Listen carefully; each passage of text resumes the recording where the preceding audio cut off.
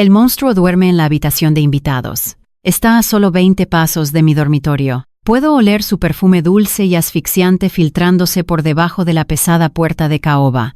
Mi esposo la trajo a nuestra casa bajo el pretexto de la caridad cristiana y el deber moral. Me miró a los ojos y me juró que a esa mujer le quedaban muy pocos meses de vida. Pero los moribundos no caminan de puntillas por los pasillos a las 3 de la madrugada. Y ciertamente, los moribundos no se ríen en la oscuridad con esa frialdad calculadora. Nuestra casa en Coral Gables no siempre fue una prisión. Cuando Diego y yo compramos esta mansión de estilo mediterráneo, se suponía que era el símbolo definitivo de nuestro triunfo. 15 habitaciones, techos abovedados, pisos de mármol importado y jardines inmensos rodeados por muros de piedra de 3 metros de altura.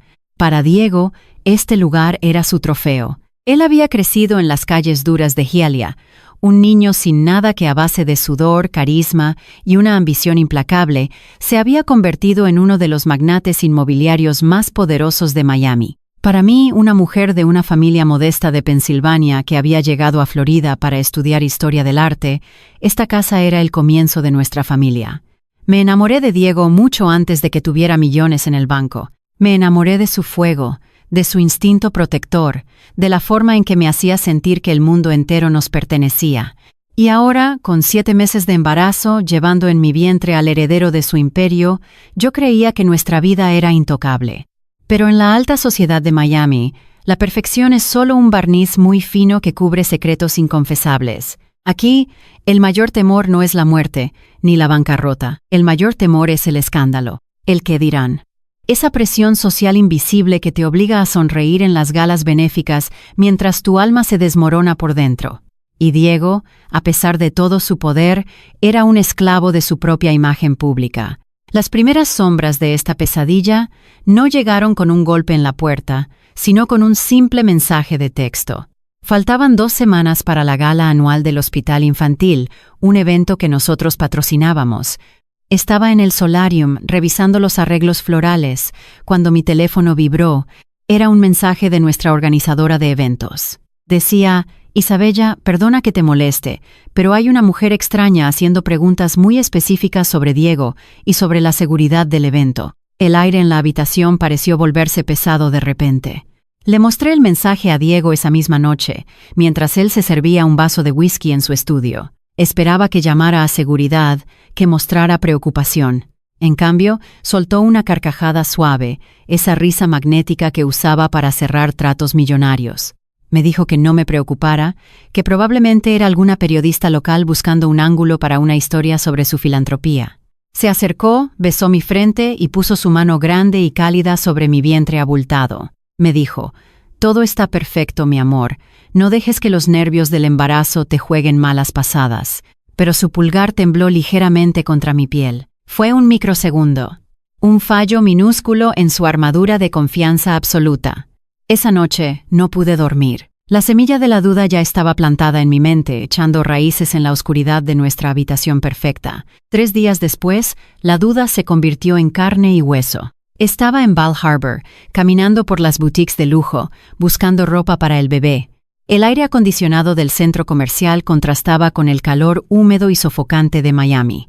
Me detuve frente a un estante de pequeños abrigos de hilo, sintiendo esa ternura abrumadora que solo una madre primeriza conoce. Fue entonces cuando sentí una presencia a mis espaldas. Me giré y la vi por primera vez. Valeria. Era una mujer deslumbrante, pero llevaba su belleza como si fuera una carga pesada. Tenía la piel pálida, casi translúcida, y unos ojos oscuros y enormes que parecían suplicar ayuda antes de que siquiera abriera la boca. Llevaba un pañuelo de seda atado al cuello y caminaba con una lentitud calculada, apoyándose ligeramente en los mostradores. Se acercó a mí con una sonrisa frágil y me llamó por mi nombre. Dijo: «Señora Vargas, perdone mi atrevimiento, pero tenía que conocer a la esposa del hombre que me salvó la vida». Mi corazón dio un vuelco. Le pregunté de qué estaba hablando, tratando de mantener la cortesía que se esperaba de mí. Valeria me contó una historia desgarradora, con la voz temblorosa y los ojos llenos de lágrimas perfectamente contenidas.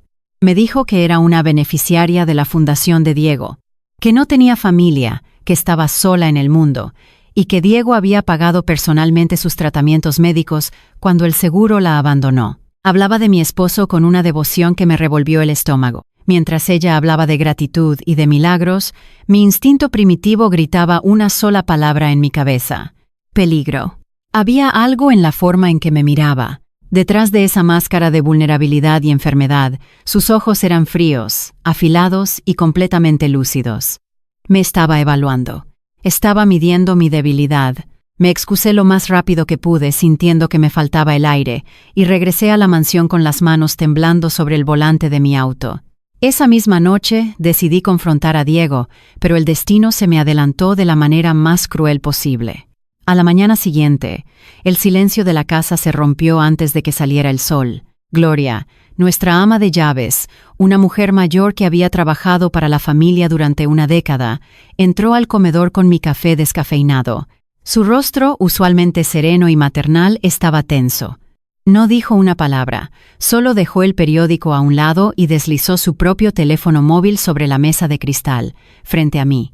La pantalla mostraba un blog de chismes locales, conocido por destruir reputaciones en la alta sociedad de Miami. El titular era venenoso: El buen samaritano de Coral Gables y su terapia privada. Debajo del texto había una fotografía granulada pero inconfundible. Era Diego. Estaba saliendo por la puerta trasera de un spa de lujo en Brickell, y aferrada a su brazo, con el rostro medio oculto por unas gafas de sol, estaba la misma mujer de la boutique, Valeria.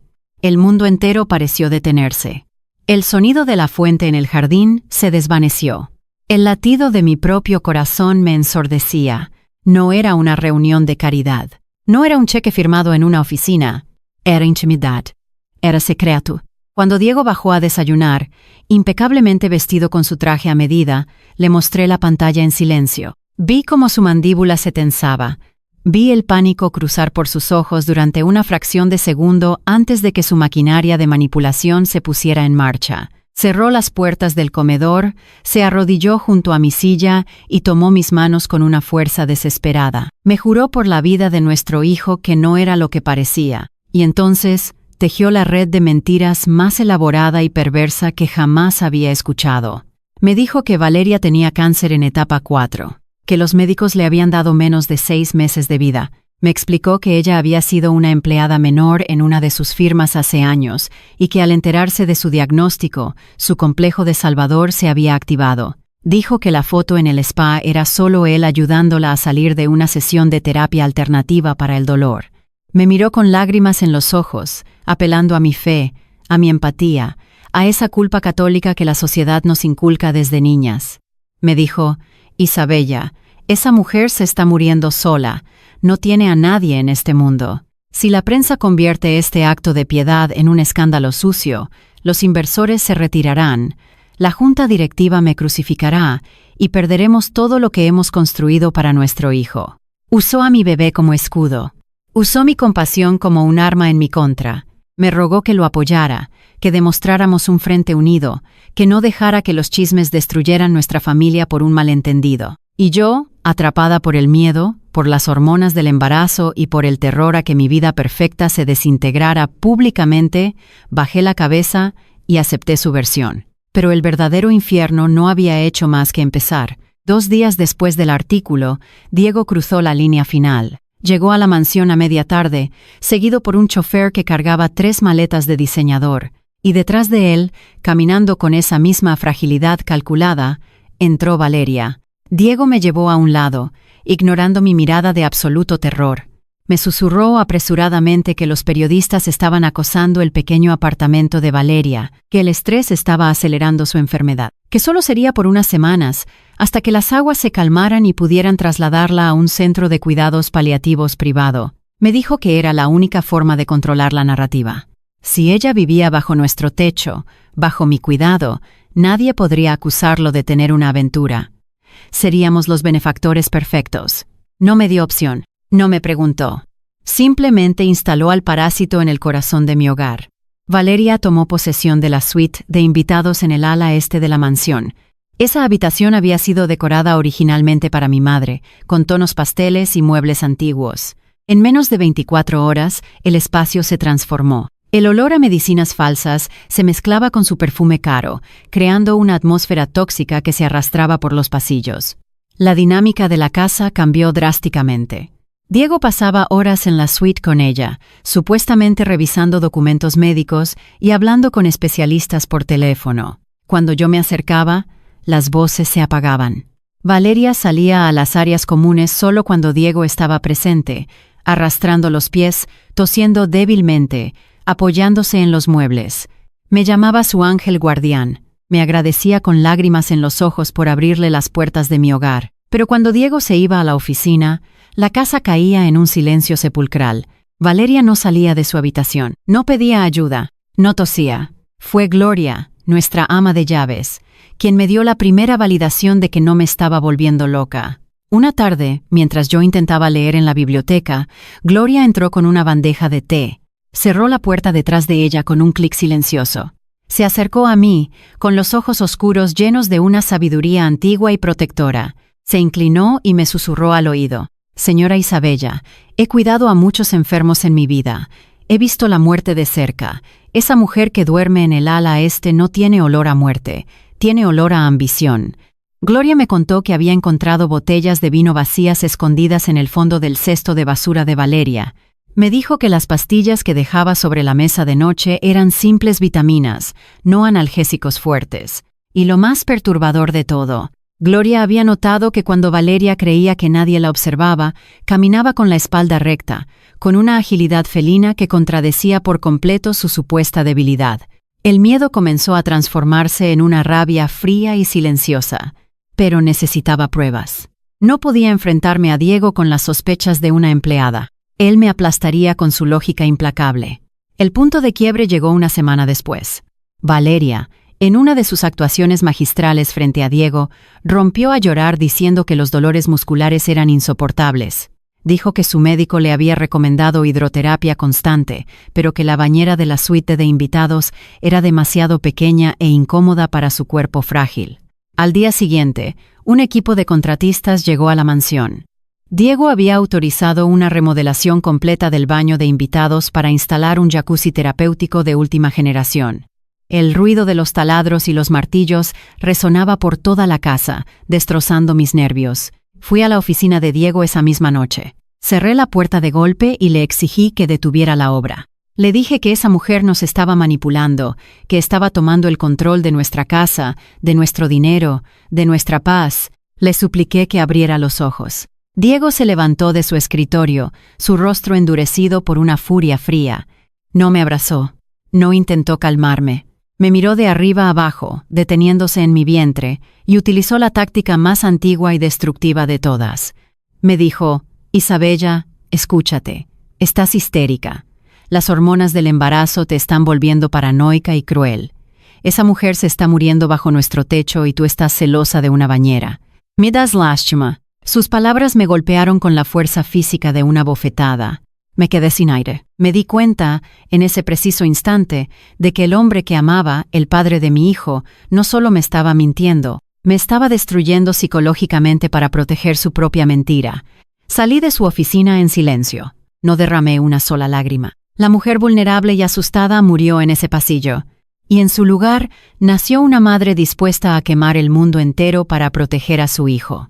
Esa misma madrugada, la verdad se reveló en toda su grotesca magnitud. Eran las 3 de la mañana. El insomnio me devoraba. Me levanté de la cama, dejando a Diego profundamente dormido, y caminé descalza por los pasillos oscuros de la mansión. La casa estaba sumida en un silencio absoluto, roto solo por el zumbido del aire acondicionado. Mis pies me llevaron, casi por instinto, hacia el ala este, hacia la puerta de caoba de la suite de invitados. Me detuve a unos metros de distancia. Había una luz tenue encendida en el interior, y entonces lo escuché. No era un gemido de dolor, no era un ataque de tos, era una risa baja, ronca, llena de burla y triunfo.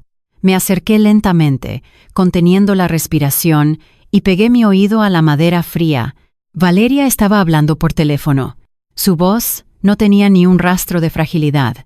Era fuerte, arrogante, cargada de un acento callejero que había ocultado perfectamente hasta ahora. La escuché decir: «Te lo juro, es un idiota. Le lloro un poco, le hablo de mi funeral, y saca la chequera sin parpadear. Ya me está instalando un spa en el baño. Hubo una pausa mientras escuchaba a la persona al otro lado de la línea. Luego Valeria volvió a reír. Dijo, «No te preocupes por la esposa. Es una mosca muerta. Está tan gorda y asustada por el embarazo que ni siquiera se atreve a mirarme a los ojos. Le voy a sacar hasta el último centavo a este imbécil antes de desaparecer. Y si intenta echarme, ya sabes lo que tengo guardado. Lo hundo a él y a toda su maldita reputación». Me aparté de la puerta temblando de pies a cabeza. El suelo pareció abrirse bajo mis pies. No solo estaba fingiendo el cáncer, estaba extorsionando a mi esposo. Y Diego, el gran magnate, el hombre que controlaba la ciudad, estaba aterrorizado por algo que ella tenía en su poder. Regresé a mi habitación en silencio. Me senté en el borde de la cama y miré a Diego dormir. Ya no sentía amor. Sentía una claridad absoluta y aterradora. Necesitaba pruebas irrefutables. Pruebas que ni siquiera Diego pudiera negar. Pruebas que destruyeran a Valeria antes de que ella destruyera el futuro de mi hijo. Pero no podía hacerlo sola. A la mañana siguiente, esperé a que Diego se fuera a la oficina y a que Valeria se encerrara en su habitación. Caminé hacia la caseta de seguridad ubicada en la entrada principal de la propiedad. Allí estaba Mateo. Mateo era el jefe de seguridad de la mansión. Un exmilitar, estoico, de pocas palabras, que observaba todo lo que ocurría en la propiedad a través de un muro de monitores. Diego le pagaba el sueldo, pero Mateo tenía un código de honor propio. Él había visto cómo Diego me trataba últimamente, había visto a Valeria llegar, y sabía mejor que nadie que algo estaba profundamente podrido en esta casa. Entré a la caseta y cerré la puerta. Mateo se puso de pie inmediatamente, sorprendido por mi presencia. Lo miré a los ojos y le dije la verdad. Le dije que la mujer de la habitación de invitados era un fraude, que estaba extorsionando a Diego y que planeaba destruir a mi familia. Le dije que necesitaba instalar cámaras ocultas en el ala este, en los pasillos y en la sala de estar privada de la suite, sin que Diego ni Valeria lo supieran. Mateo guardó silencio durante un largo minuto. Su rostro era una máscara impenetrable. Sabía que si Diego lo descubría, no solo perdería su trabajo, sino que su carrera en la seguridad privada estaría terminada. Pero Mateo miró mi vientre, luego me miró a los ojos, asintió lentamente y dijo, «Señora Isabella, yo trabajo para proteger esta casa, y esa mujer es una amenaza. Lo haré». Pero Mateo fue un paso más allá. Me dijo que las cámaras no serían suficientes. Si Valeria era una estafadora profesional, necesitaba investigar su pasado. Me dio el número de un teléfono desechable y un nombre. Paola, una investigadora privada que operaba en las sombras de Miami, especializada en desenterrar los secretos más oscuros de la élite. Esa misma tarde, transferí $10,000 de una cuenta a mi nombre, que Diego no controlaba, para contratar a Paola. Durante los siguientes 5 días, viví en un estado de tensión insoportable. Tuve que sonreírle a Diego en las cenas. Tuve que preguntarle a Valeria cómo se sentía, sirviéndole té con mis propias manos, mientras por dentro contaba los segundos para su destrucción. Cada vez que ella me llamaba su ángel, yo imaginaba el momento en que la arrastraría fuera de mi casa. El aire en la mansión se volvió denso, cargado de electricidad estática. Yo sabía que el reloj estaba corriendo. Y entonces llegó el momento. Estaba sola en el invernadero, regando las orquídeas para calmar mis nervios, cuando mi teléfono encriptado vibró. Era un mensaje de Mateo. Contenía un archivo de video. Me senté en un banco de hierro forjado, con el corazón latiendo desbocado, y presioné reproducir. La imagen era en blanco y negro, capturada por una cámara oculta en la sala de estar de la suite de invitados. La fecha y la hora indicaban que había sido grabado esa misma mañana, justo después de que Diego saliera hacia una reunión de la junta directiva. En el video, la puerta de la habitación se abría. Valeria salía, pero no arrastraba los pies, no se apoyaba en las paredes. Caminaba con paso firme, enérgica, vistiendo ropa deportiva ajustada. Caminó hacia el minibar, abrió una botella de vino tinto caro, se sirvió una copa llena y encendió un cigarrillo. Luego, encendió la música en su teléfono y comenzó a bailar suavemente en el centro de la habitación, riendo sola, celebrando su victoria en mi propia casa. Era la prueba absoluta. El fraude expuesto en alta definición. Una sonrisa fría y afilada se dibujó en mi rostro. La tenía. Estaba a punto de llamar a Mateo para decirle que preparara una copia de seguridad, cuando el teléfono vibró por segunda vez. Esta vez, era un correo electrónico de Paola, la investigadora privada. El asunto decía: dossier preliminar. Urgente. Abrí el documento adjunto. Las primeras líneas confirmaban lo que ya sabía. Valeria no se llamaba Valeria. Tenía múltiples identidades, un largo historial de fraudes en 3 estados diferentes y ninguna enfermedad registrada en ningún hospital del país. Pero a medida que leía el segundo párrafo, mi sangre se heló. El aire abandonó mis pulmones. Paola había descubierto la verdadera naturaleza del chantaje. Había interceptado correos electrónicos y registros bancarios ocultos. La palanca que Valeria estaba usando contra Diego no era solo la amenaza de un escándalo público por abandono. No era solo el miedo a que la prensa lo pintara como un monstruo que dejó a una mujer enferma en la calle. El secreto era mucho más oscuro, mucho más íntimo, y estaba a punto de destruir mi matrimonio hasta los cimientos. Leí la siguiente línea del informe con los ojos ardiendo, negándome a parpadear. Paola, la investigadora privada, había documentado cada transacción, cada reserva de hotel, cada vuelo privado. El aire en el invernadero se volvió denso, casi irrespirable, mientras el aroma dulce de las orquídeas me revolvía el estómago. Valeria no era una empleada menor a la que Diego había decidido salvar en un arranque de caridad cristiana. Valeria era su amante. El informe detallaba una doble vida que había comenzado hace casi un año, mucho antes de que yo quedara embarazada. Había recibos decenas de miles de dólares en restaurantes exclusivos de Brickell Key. Había registros de fines de semana en las Bahamas, disfrazados de conferencias de bienes raíces a las que Diego supuestamente asistía solo. Había facturas de joyerías en el distrito de diseño, compras extravagantes que nunca llegaron a mi tocador. Mi esposo, el hombre que me besaba la frente cada mañana y le hablaba a mi vientre con devoción, había estado financiando la vida de otra mujer. Pero la traición no terminaba ahí. El dossier revelaba la verdadera naturaleza de la trampa en la que Diego había caído. Cuando yo le di la noticia de mi embarazo, Diego intentó terminar la aventura. Quiso cortar los lazos, limpiar su conciencia y asumir su papel de patriarca perfecto de la alta sociedad de Miami. Pero Valeria no era una mujer a la que se pudiera descartar con un cheque de despedida. Ella era una depredadora profesional. Al ver que su fuente de ingresos millonaria intentaba escapar, Valeria entró en pánico y ejecutó su obra maestra. Inventó el cáncer en etapa 4. Falsificó documentos médicos con la ayuda de contactos en el mercado negro y se presentó ante Diego llorando, diciendo que le quedaban meses de vida. Ella conocía perfectamente la debilidad de mi esposo. Conocía su terror absoluto al escándalo público, su miedo al qué dirán, y sobre todo, su complejo de salvador narcisista.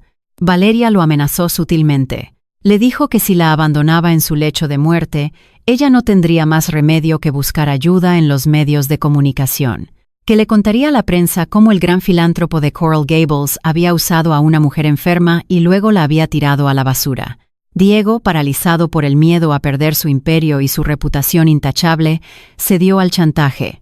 Y en su desesperación por mantener la mentira oculta, cometió el acto más imperdonable de todos. Trajo a su extorsionadora a nuestra casa. La instaló a 20 pasos de donde yo dormía. Me obligó a servirle té, a compadecerme de ella, a usar mi empatía y mi fe para cuidar a la mujer que se acostaba con él. Me quedé sentada en el banco de hierro forjado del invernadero durante 1 hora entera. No lloré. Las lágrimas requieren una vulnerabilidad que ya no poseía.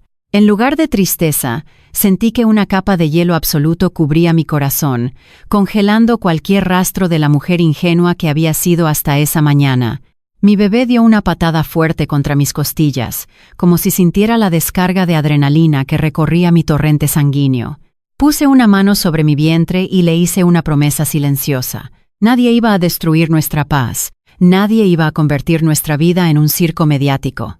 Me levanté, caminé hacia la oficina principal de la mansión y encendí la impresora de alta seguridad de Diego. Conecté mi teléfono encriptado y comencé a imprimir. Imprimí el video de Valeria bailando y bebiendo vino en la suite de invitados, capturando fotogramas clave donde su rostro se veía perfectamente nítido. Imprimí los estados de cuenta bancarios, los recibos de los hoteles, las facturas de las joyas. Y finalmente, imprimí el historial criminal completo que Paola había desenterrado. Tomé cada hoja, todavía caliente por la tinta, y las organicé meticulosamente dentro de una gruesa carpeta de cuero negro. El sonido de mis tacones resonaba contra el mármol del pasillo mientras caminaba hacia el estudio privado de Diego. Era sábado por la tarde. La casa estaba sumida en ese silencio opresivo que Valeria imponía con su supuesta agonía. Llegué frente a las pesadas puertas de caoba del estudio y entré sin llamar. Diego estaba sentado detrás de su inmenso escritorio, revisando unos planos arquitectónicos con una copa de whisky a medio terminar a su lado. Llevaba una camisa de lino blanco, con las mangas remangadas, luciendo como el perfecto hombre de éxito. Al verme entrar, su rostro se iluminó con esa sonrisa magnética que había usado para conquistarme años atrás. Me dijo: «Hola, mi amor, ¿cómo te sientes hoy? ¿El bebé te está dando muchos problemas?». La hipocresía de sus palabras me provocó náuseas físicas. No respondí. Caminé hacia las puertas dobles, giré la llave de bronce y la cerré con seguro. El sonido del pestillo resonó en la habitación como un disparo. La sonrisa de Diego vaciló. Se enderezó en su silla de cuero, frunciendo el ceño, y me preguntó qué estaba haciendo. Me acerqué a su escritorio, tomé la tableta electrónica que llevaba bajo el brazo y la deslicé sobre la superficie de madera pulida, justo frente a él. Le dije, con una voz que no reconocí como mía, que presionara reproducir. Diego me miró con confusión, pero obedeció. La pantalla se iluminó con el video en blanco y negro de la cámara oculta. Vi cómo los ojos de mi esposo se clavaban en la imagen de Valeria. La vio salir de la habitación con paso firme. La vio servirse la copa de vino tinto. La vio encender el cigarrillo y comenzar a bailar en el centro de la sala, riéndose sola, celebrando su triunfo. El color abandonó el rostro de Diego en un instante. Su piel bronceada adquirió un tono grisáceo, casi enfermizo. Sus manos comenzaron a temblar tan violentamente que tuvo que soltar la tableta. Levantó la vista hacia mí, con los ojos muy abiertos, llenos de un terror absoluto. Intentó hablar, pero las palabras se ahogaron en su garganta. Finalmente balbuceó: «Isabella, yo no sabía esto. Te lo juro por Dios, yo creía que se estaba muriendo. Me engañó, me estafó por completo». Su instinto de supervivencia era patético. Incluso ahora, frente a la evidencia de su propia ruina, intentaba jugar la carta de la víctima. Levanté la carpeta de cuero negro y la dejé caer sobre el escritorio con un golpe sordo que hizo temblar su copa de whisky.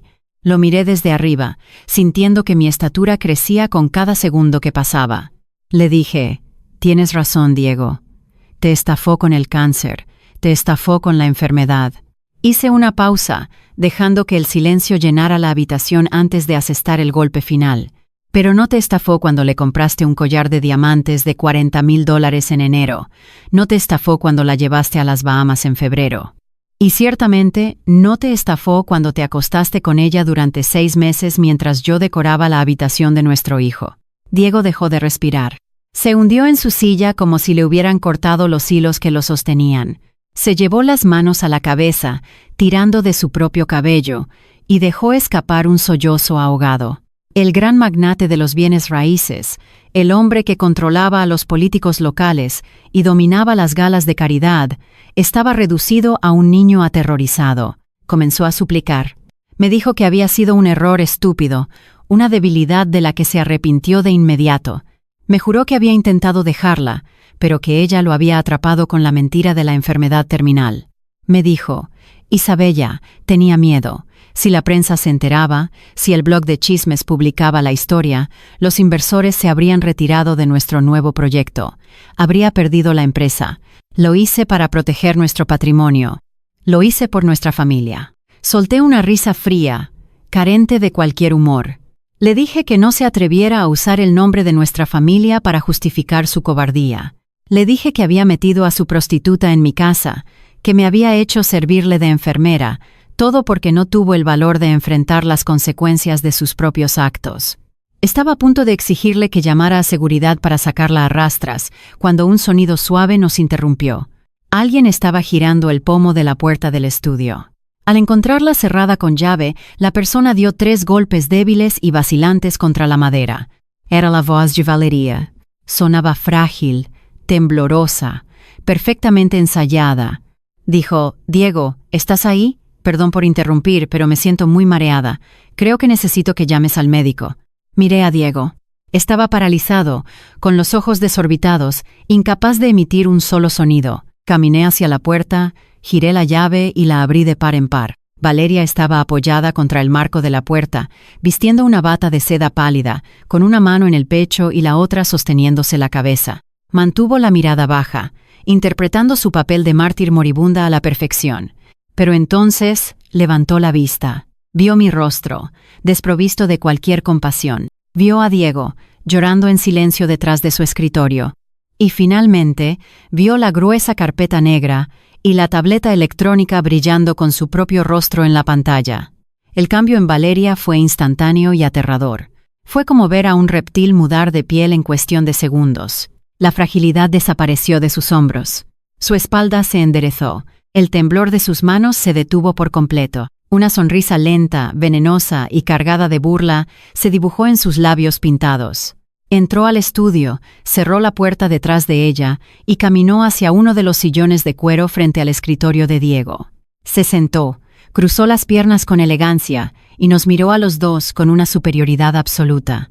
Dijo, con una voz fuerte y carente de cualquier acento de debilidad: «Vaya, supongo que se acabó el teatro. Debo admitir que duró más de lo que esperaba». Diego se puso de pie de un salto, con el rostro rojo de furia.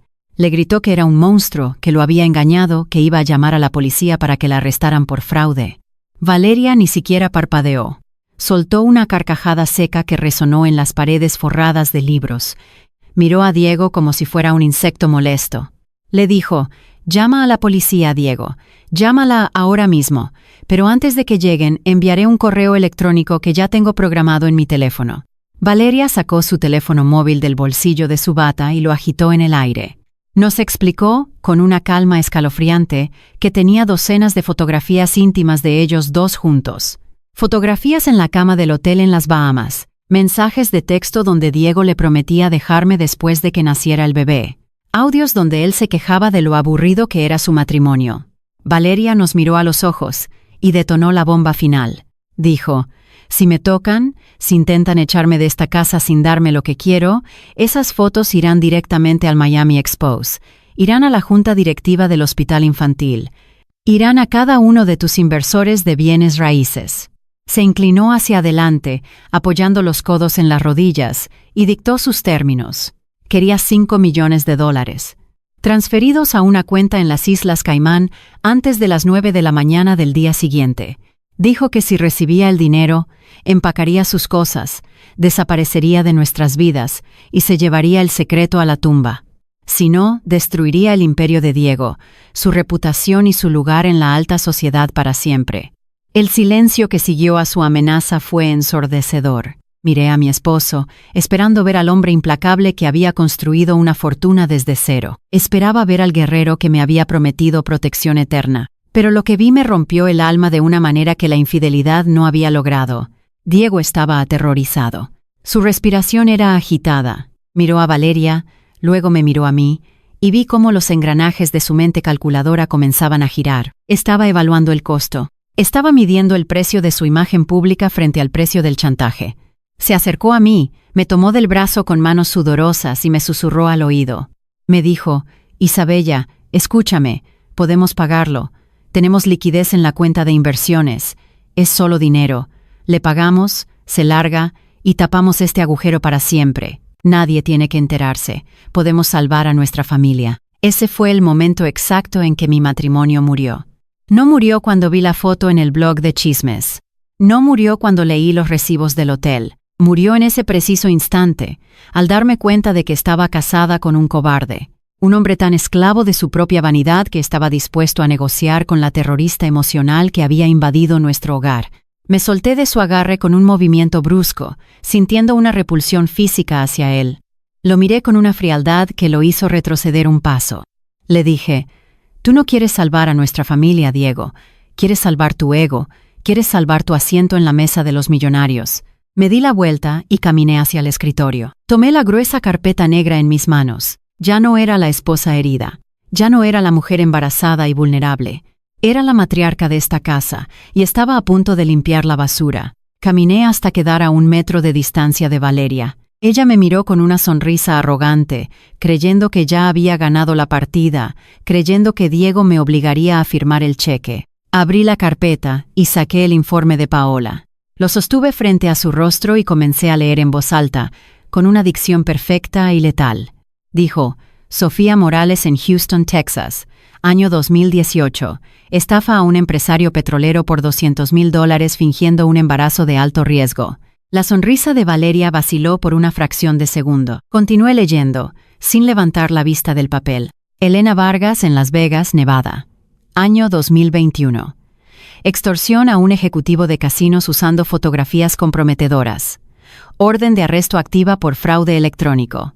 Valeria se tensó en el sillón de cuero. Sus manos se aferraron a los reposabrazos. Pasé a la siguiente página, saboreando cada palabra que salía de mi boca. Y mi favorita, Valeria Castillo, o cualquiera que sea tu verdadero nombre, falsificación de documentos médicos federales, fraude bancario, extorsión agravada.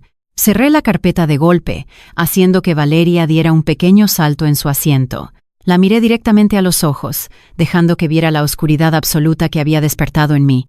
Le dije: no vas a recibir $5 millones.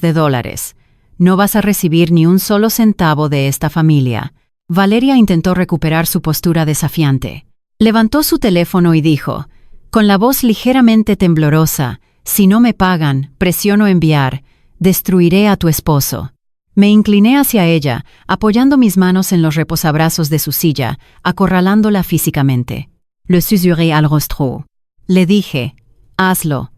Presiona enviar. Destruye su reputación. A mí ya no me importa lo que le pase a él.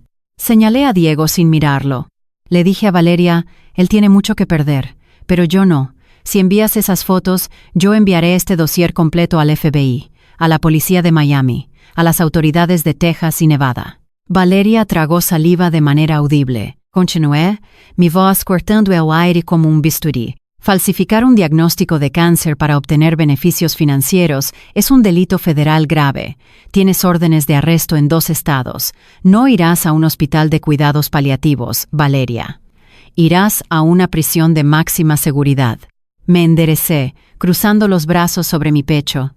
Le dije: y te aseguro, por la vida del hijo que llevo en mi vientre, que usaré cada maldito dólar de la fortuna de mi esposo para contratar a los abogados más despiadados de este país. Me aseguraré de que te pudras en una celda hasta el último día de tu miserable vida. El silencio regresó al estudio, pero esta vez el poder había cambiado de manos por completo. Valeria miró a Diego, buscando alguna señal de debilidad, alguna grieta por donde pudiera escapar. Pero Diego estaba encogido en una esquina, destruido, observándome con una mezcla de terror y asombro. Valeria se dio cuenta de que había cometido el error fatal de cualquier estafador. Había subestimado a la persona equivocada. Había creído que yo era una simple ama de casa asustada por el qué dirán. No entendió que una madre acorralada no negocia. Destruye. Valeria se puso de pie lentamente. Sus manos temblaban de verdad esta vez. Guardó su teléfono en el bolsillo de la bata, bajó la mirada y caminó hacia la puerta. Antes de que saliera, mi voz la detuvo en seco. Le dije: tienes 10 minutos. Ella se giró a mirarme, confundida. Le aclaré: tienes 10 minutos para empacar tus cosas y salir de mi propiedad. Mateo, el jefe de seguridad, te escoltará hasta la puerta. Si te veo cerca de mi casa, de mi esposo o de mi hijo alguna vez en la vida, te hundo. Valeria no dijo una sola palabra. Abrió la puerta y desapareció por el pasillo, caminando más rápido de lo que lo había hecho en todo el mes. Me quedé de pie en el centro del estudio, escuchando el sonido de sus pasos alejándose. La victoria no se sintió dulce. No hubo alivio, ni celebración. Solo quedó un vacío inmenso y frío en el lugar donde antes habitaba mi confianza. Diego se acercó a mí lentamente, como un perro apaleado. Tenía el rostro bañado en lágrimas. Intentó tomar mis manos, pero yo retrocedí un paso, marcando una frontera invisible entre los dos. Me dijo, llorando: Isabella, gracias. Me salvaste. Te juro por Dios que pasaré el resto de mi vida compensándote por esto. Iremos a terapia. Haremos lo que tú quieras. Te amo. Lo miré de arriba a abajo. Vi el traje caro, el reloj de lujo, la fachada perfecta que escondía a un hombre hueco. Le dije, con una voz desprovista de cualquier emoción: no me des las gracias, Diego. No lo hice por ti, lo hice por mi hijo. No iba a permitir que una parásito le robara su futuro. Diego asintió frenéticamente, intentando aferrarse a cualquier hilo de esperanza. Dijo, «Lo sé, mi amor, lo sé. A partir de hoy todo será diferente. Esta casa volverá a ser nuestra». Negué con la cabeza lentamente. Le dije, «No, Diego, esta casa es mía». Él frunció el ceño, sin comprender. Le expliqué, con la misma frialdad con la que había desterrado a su amante. Le dije, «El matrimonio que creíamos tener se murió hoy. No confío en ti, no te respeto. Y no voy a criar a mi hijo viendo cómo su madre finge que todo está bien para mantener las apariencias en las galas de caridad». Diego palideció de nuevo. Comenzó a negar con la cabeza, retrocediendo. Le dije, «Haz tus maletas. Te vas al penthouse de Brickell. Hoy mismo». Él suplicó. Me dijo que no podía hacerle eso, que la prensa se enteraría de la separación, que sería un escándalo. Le respondí que ese era su problema, no el mío. Le dije, «Si intentas pelear conmigo por esta casa, si intentas usar a tus abogados para intimidarme, le entregaré el dossier de Valeria al Miami Expose yo misma. Yo seré quien cuente la historia». Diego supo, al mirar mis ojos, que no estaba mintiendo. Había perdido todo su poder sobre mí. Esa misma tarde, un taxi recogió a Valeria en la entrada principal. Mateo supervisó su salida, asegurándose de que no se llevara nada que no le perteneciera. 2 horas más tarde, el chofer de Diego cargó sus maletas en el maletero del auto negro. Diego se despidió de mí en el vestíbulo, llorando, prometiendo que me daría el espacio que necesitaba, que me demostraría que podía cambiar. No le respondí. Cerré las pesadas puertas dobles de la mansión y pasé el cerrojo. Por primera vez en meses, respiré profundamente. El aire de la casa estaba limpio. El silencio ya no era opresivo, sino sanador. Los meses siguientes fueron una prueba de resistencia psicológica. Navegar por las 15 habitaciones de la mansión sola fue un proceso doloroso. Tuve que hacer el duelo por un esposo que seguía vivo, pero que había dejado de existir para mí. Gloria, el ama de llaves, se convirtió en mi sombra protectora. Me preparaba caldos nutritivos, me acompañaba en las noches de insomnio y nunca me hizo una sola pregunta sobre la ausencia de Diego. La doctora Camila, mi obstetra, fue mi ancla en la realidad. Durante mis chequeos, cuando mi presión arterial subía por el estrés residual, ella me tomaba de las manos y me recordaba que mi cuerpo era un refugio seguro para mi bebé. Me decía, «Isabella, eres más fuerte que cualquier tormenta que haya pasado por esta casa. Tu hijo lo sabe». Diego cumplió su palabra. Se mantuvo a distancia. Se mudó al penthouse de Brickell y comenzó a ir a terapia intensiva. Me enviaba cartas escritas a mano, sin exigir respuestas. Pagaba todas las facturas de la casa, aseguraba el perímetro con Mateo y se encargaba de que la prensa creyera que nuestra separación temporal era por recomendaciones médicas debido a un embarazo delicado. Demostró su compromiso a través de acciones consistentes y no intrusivas. No intentó comprar mi perdón con joyas ni viajes. Simplemente se dedicó a trabajar en sus propios demonios. Poco a poco, a medida que mi vientre crecía y la fecha del parto se acercaba, la rabia ardiente se transformó en una calma pragmática. Comencé a permitirle a Diego entrar en la periferia de mi vida. Le permití asistir a las últimas ecografías, sentándose en una silla al otro lado de la habitación, respetando mi espacio. Lo hice por el bebé, porque sabía que, a pesar de sus fallas masivas como esposo, Diego amaba a este niño con una desesperación genuina. El día de la resolución llegó a finales de octubre, cuando el calor sofocante de Miami finalmente dio paso a una brisa fresca. Estaba en el ala oeste de la mansión, en la habitación que habíamos convertido en el cuarto del bebé. Había mandado a pintar las paredes de un tono lavanda suave, eliminando cualquier rastro de los colores ostentosos que Diego había elegido originalmente. Estaba doblando pequeñas mantas de algodón frente a la ventana cuando escuché pasos suaves en el pasillo. Era Diego. Se detuvo en el umbral de la puerta, sin atreverse a entrar hasta que yo le diera permiso con la mirada. Asentí levemente. Entró con cautela. Llevaba un suéter sencillo, sin el reloj de oro, sin la armadura de magnate. Se veía cansado, pero sus ojos estaban más claros, más presentes de lo que habían estado en años. Llevaba una pequeña caja en las manos. Se acercó y la dejó sobre la cómoda. Me dijo, en voz baja, «Vi esto en una tienda de antigüedades en el centro. Pensé que le gustaría». Abrí la caja. Era un pequeño sonajero de plata, simple y clásico. Le di las gracias. Nos quedamos en silencio durante un largo momento, escuchando el sonido de las hojas de las palmeras moviéndose con el viento en el jardín. De repente, sentí una contracción fuerte, seguida de una patada vigorosa que deformó la superficie de mi vientre. Solté un pequeño suspiro de sorpresa y me llevé la mano al estómago. Diego dio un paso adelante, su instinto protector activándose de inmediato. Me preguntó si estaba bien, si necesitaba ir al hospital.